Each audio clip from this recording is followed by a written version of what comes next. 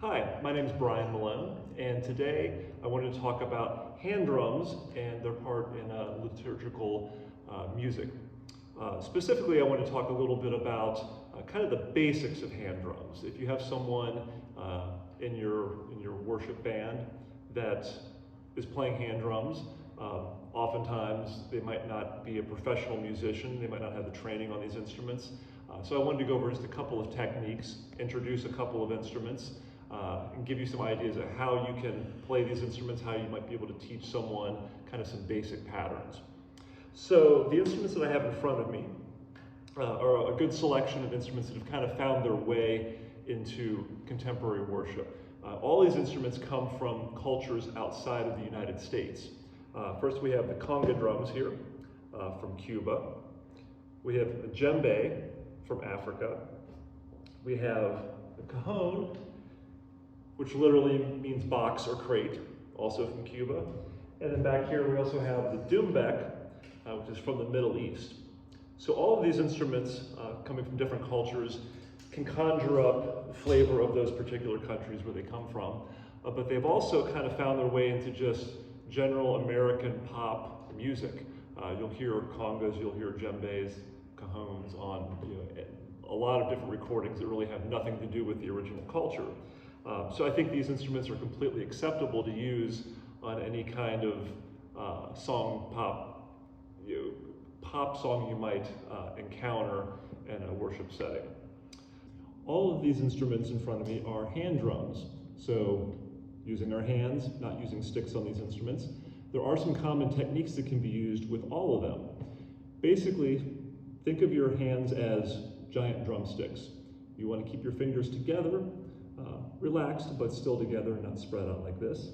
And you're going to strike the instrument in a nice relaxed, open manner.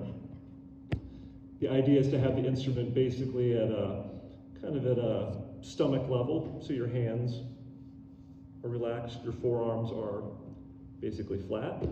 And you want to strike the instrument in a nice open, relaxed manner, allowing your hands to rebound or come off of the drum.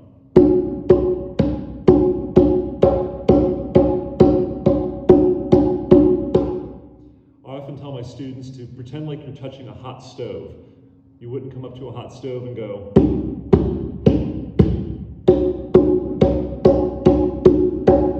There's a difference in the tone you can make on an instrument by bringing your hand off the instrument or dampening it like that. So a nice general stroke, it's often called the open stroke with congas and other hand drums. And you might be able to see that I'm basically using my fingers only, just from the first knuckle down. That's going to get the most open, high-pitched, resonant sound out of all of these instruments. There's also a second sound you can get by playing more in the center of the drum, and it's called the bass tone. And to get a bass tone, you're going to use your whole hand, again, fingers together, closed but relaxed, and you're going to let the whole weight of your hand, again, letting your hand bounce off the drum. So in playing this way, you can basically get two different sounds out of one drum. You get a bass sound, lower sound, and a more open, high-pitched sound.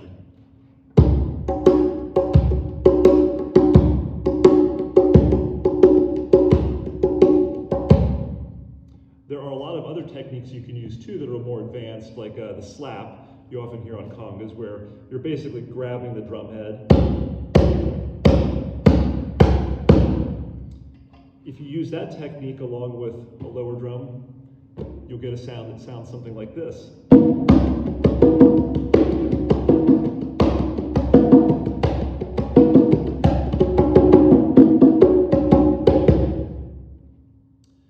So the first two strokes I showed you, the open sound and the bass tone, can be used on congas. I'll try that same technique now on the djembe. The djembe is a little different. You can see the shape of the drum is a little more sort of hourglass shape. That really helps focus the bass tone. So you'll notice the bass sound on this is much deeper, much more resonant than the congas.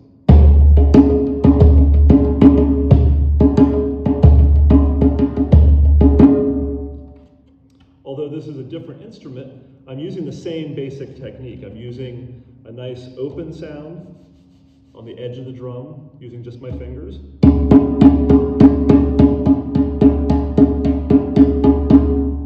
And I'm using the bass tone in the center.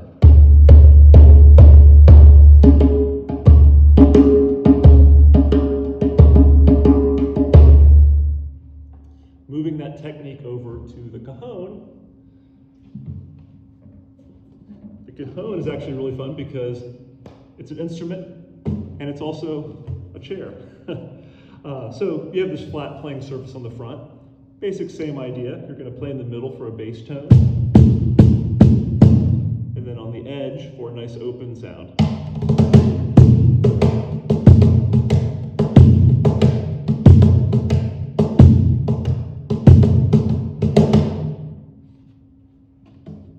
And finally, we have the doumbek here. Doumbek's a little different. It's kind of the same shape as the djembe, but smaller, kind of hourglass shaped here. But you also have a bass tone in the middle and a higher pitched open sound on the edge.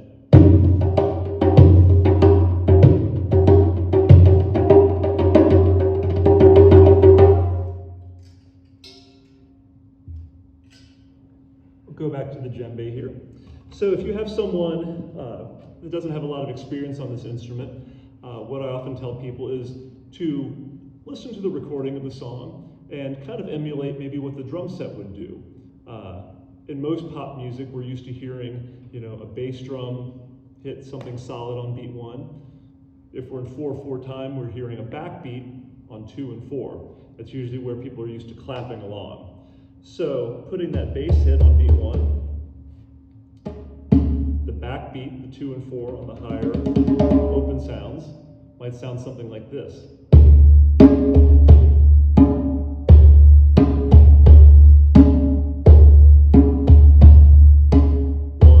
2, 3, 4, 1, 2, 3, 4. That's a very simplified way of getting a good rhythm, getting a good sense of time going for the song. It's not overly complex. It's not overly difficult. It's something you could learn on your own if you're just starting out, or something you could teach maybe a younger person who's in your ensemble wanting to play drums. And it's something that will definitely anchor and propel the song. So these were just some basic techniques for hand drums in a worship setting. So hopefully you can apply these to your ensemble and get some people participating with hand drums. Thank you very much.